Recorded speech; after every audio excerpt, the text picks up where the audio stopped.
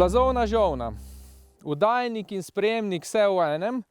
Oddaja signal na 457 kHz.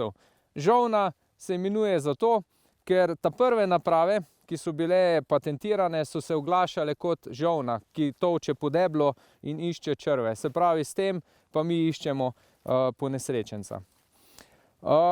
Plazovno žolno nosimo na telesu pod spodnjim delom oblačil.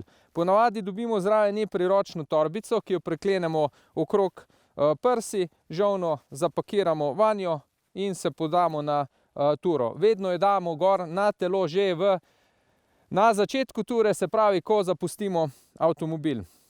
Seveda jaz sam prakticiram, pa tudi nekako moderne smernice so, da se plazovna žolna lahko nosi v žepu hlač.